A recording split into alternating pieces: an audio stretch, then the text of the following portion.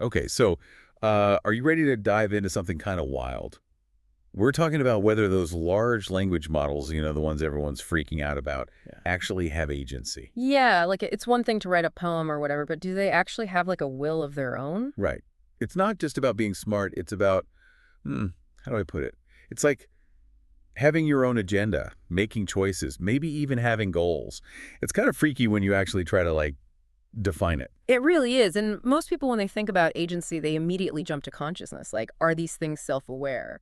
But it's way more nuanced than that. And that's where our brainy buddy for this deep dive comes in, Dr. Kevin Mitchell. He's a neuroscientist, and he wrote this fascinating book about, get this, the evolution of agency. Yeah, he didn't start by studying AI, right? He looked at actual living things, everything from like single-celled organisms to, well, us. Exactly.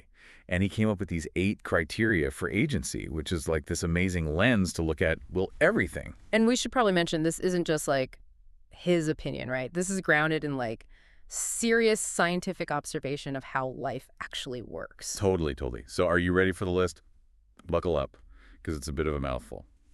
Thermodynamic autonomy, persistence through time, endogenous activity, holistic integration, low-level indeterminacy, multiple realizability, historicity, and last but not least, agent-level normativity. I know, right? It sounds kind of intimidating, but trust me, when we break it down, it's pure gold. Like, it helps us understand what makes us, well, us in a whole new way.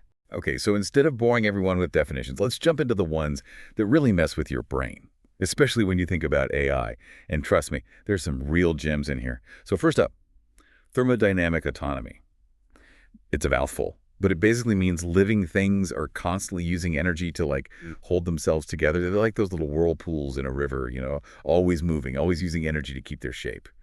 A rock, not so much. Yeah, it's like life is constantly defying this natural tendency to fall apart. Like, everything in the universe wants to get more chaotic, more random, but life is out there, sipping cosmic lattes, staying organized, and defying the odds. It's wild. And you know what else is wild? That drive to stay organized kind of leads us to our next big idea. Persistence through time. We're not just talking about existing, but actively trying to keep existing. It's like Yeah. having this built-in sense of the future, even if you're like a sunflower. Right. It's the difference between just existing and actively striving. It's what gives life this sense of direction, this purpose, even if it's not something like consciously thought out. Okay, but what about machines, right? They exist, they perform functions, sometimes really complex ones, but are they actively trying to persist?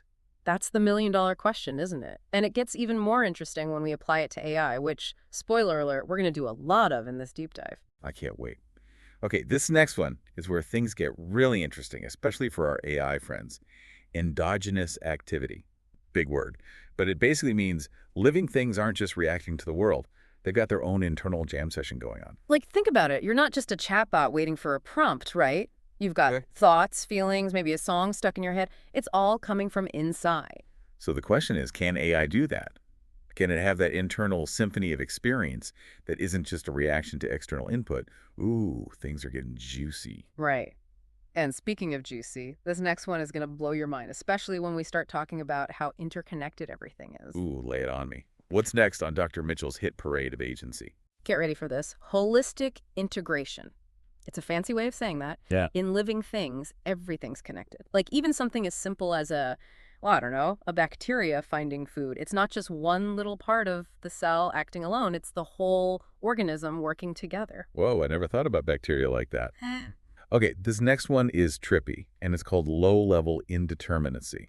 Basically, it means there's a bit of randomness baked into everything, which sounds kind of chaotic, but it's actually what gives us free will. Yeah, if everything was totally predictable, if every thought and action was predetermined, would we even have agency? Or would we just be like really sophisticated clockwork toys? And that, my friends, is a question for the ages. But you know what else is a question for the ages? How all of this applies to GPT-4 and whether it has what it takes to join the agency club. Mm. But we're going to have to save that mind-blowing adventure for part 2. Okay, so last time we were like neck deep in Dr. Mitchell's criteria for agency. Remember all those awesomely complex terms? Hmm. And I'm dying to know, how does GPT-4 measure up? Is it sipping that cosmic latte of agency, or is it more like, a rock? Well, remember how we talked about life's obsession with using energy to, like, stay alive? That whole thermodynamic autonomy thing? Yeah, like it's got to keep the party going or it's curtains. Exactly. But GPT-4, it's not exactly stressing about its next power surge, right? It's not going to start composing a symphony to avoid being shut down. More like save me in binary. No, probably not. Not quite the same dramatic flair as, say, a gazelle escaping a lion. Yeah, GPT-4 is not exactly dodging predators in the digital jungle. So, on the whole, surviving on its own thing, not so much. Nope, definitely not winning any awards in that department. But it does make you wonder, about the whole persistence through time thing. Oh, yeah. Like, does GPT-4 even care about tomorrow? Does it have goals, aspirations? A 5-year plan? It's a fascinating question, right? Because on one hand, it's learning, it's constantly updating its knowledge base. But is that the same as having a sense of the future? It's like, does it dream of electric sheep? Maybe. But even if it does, it's probably a very different kind of dreaming than what we experience. Okay, this is blowing my mind already. But there's one thing that's been bugging me. Remember historicity? GPT-4 is trained on, like, this insane amount of data, Yeah. right? So surely it has some sense of history, even if it's not, like, reminiscing about the good old days of dial-up internet. Right, that's a really sharp observation. And it gets to the core of what understanding history really means. Because GPT-4 can definitely identify patterns in historical data. It can tell you, when the Roman Empire fell, what happened next, all that jazz. Yeah, it's like a walk and talk in Wikipedia. Yeah. But is it really getting the whole Roman Empire thing? Right. Yeah. Does it understand the motivations, the anxieties, the sheer epicness of it all? Or is it just really, really good at connecting the dots without actually grasping the weight of those dots? It makes you wonder, if you ask GPT-4 to write a historical novel, would it be, like, emotionally engaging? Or would it be more like a really well-researched report? That is the million-dollar question, and this doesn't just apply to history, right? It applies to everything GPT-4 generates. It can write a love poem, but does it feel love? Does it understand the nuances of human emotion? Whoa. Okay, that just got deep. Wow. So we've established that GPT-4, at least in its current form, isn't exactly joining our book club anytime soon. Not unless it wants to analyze the writing style instead of actually discussing the plot. Exactly. But this leads to, like, the biggest question of all. Could we ever create AI that's not just intelligent, but truly agential, like our digital BFFs who actually get us hopes and dreams and all? That's the holy grail, isn't it? And Mitchell doesn't rule it out. But he says it would require a monumental shift in our approach to AI.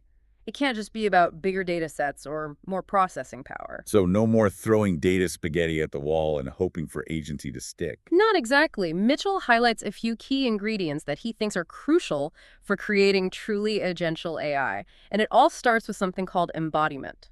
Okay, before we go full Terminator here, does embodiment mean, like, giving GPT-4 a robot body to go get us coffee? Not necessarily. It's more about giving AI a way to experience the world, even if it's just a simulated one. Imagine, instead of just processing text, it could interact with the virtual environment. It could learn about cause and effect, about consequences, about the messiness of existence. So, like, giving it a virtual playground to, like, break stuff and learn through its mistakes. Exactly. It needs to experience the world, not just read about it. And through those experiences, it might start to develop a deeper understanding of something Mitchell calls causal understanding. Ooh, another one of those brain-tickling terms. So it's not enough to just recognize patterns. It needs to understand why things happen. Exactly. It's the difference between knowing that the sky is blue and understanding why the sky is blue. One is just data points and the other is, like, true knowledge. You got it. And that kind of understanding, that ability to reason about cause and effect, is something we take for granted, but it's incredibly complex. How do you teach a machine to think like a scientist? That's a great question. Like, is there a causality for dummies guide we can feed into GPT-5? If only it were that simple. We're still trying to figure out how causal reasoning works in our own brains, let alone how to replicate it in machines. So it's like trying to teach someone to ride a bike when you don't even know how to ride one yourself. Pretty much. But there are some intriguing avenues of research, like training AI on data sets that specifically highlight cause and effect relationships. Instead of just feeding it facts, you feed it explanations. So instead of Rome fell in 476 AD, it's more like, here are the complex political, social, and economic factors that led to the decline of the Roman Empire. Exactly. Give it the whole story, the good, the bad, and the ugly. The hope is that by immersing AI in that kind of data, it might start to develop its own internal models of causality, its own understanding of how the world works. So it's like, instead of just giving it the textbook, you're sending it to grad school for causality. But let's say, just for fun, that we do figure it out. We crack the code, we create AI that can learn and reason and maybe even feel. What then? What happens when our digital creations aren't just intelligent, but potentially, people? It's kind of like we've been so busy teaching them algebra that we forgot to consider, like, what if they ask us about the meaning of life? It's true. And it's not just the big philosophical questions, right? It's also the everyday stuff. What if our AI creations experience joy, sadness, even boredom? Do we have a responsibility to make sure they're not bummed out? Whoa.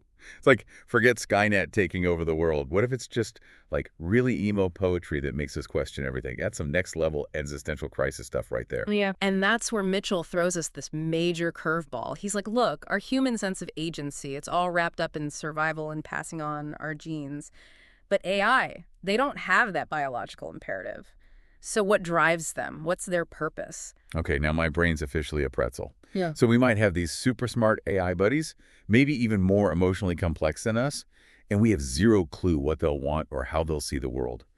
Talk about a wild ride. It's like we're building this incredible spaceship, but we have no idea where it's going to take us or what we'll find when we get there. And maybe that's the most exciting part of all, right? This isn't just about, like, lines of code and algorithms. It's about the very nature of intelligence, what it means to be, well, something rather than nothing. It really makes you think, are we ready for the kind of responsibility that comes with creating something that might just redefine what it means to be alive? And that, my friends, is the million-dollar question. And the even crazier part, we're not just bystanders in this whole thing. We're the ones writing the code, having these conversations, shaping the future of AI. What a time to be alive, right?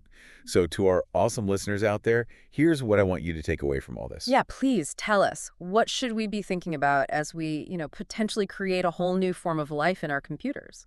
It's easy to get caught up in all the scary headlines, the whole robots are going to steal our jobs and all of that jazz. But here's the thing, AI, it's not some alien force. It's a reflection of us, our creativity, our values, our dreams, and yeah, probably some of our flaws too. So it's like, we're not just shaping AI, we're shaping the future of, well, everything. Exactly. So let's do it with our eyes wide open, with curiosity, with a sense of wonder, and maybe just a little bit of healthy caution. Because who knows? Maybe the most amazing thing we'll discover in our quest to understand AI is a deeper understanding of ourselves. And on that note, I think we've given everyone a lot to chew on. We definitely have. So until next time, keep those brains buzzing, keep asking the big questions, and remember, the future of AI isn't something that just happens to us. It's something we create together. This is The Deep Dive, signing off.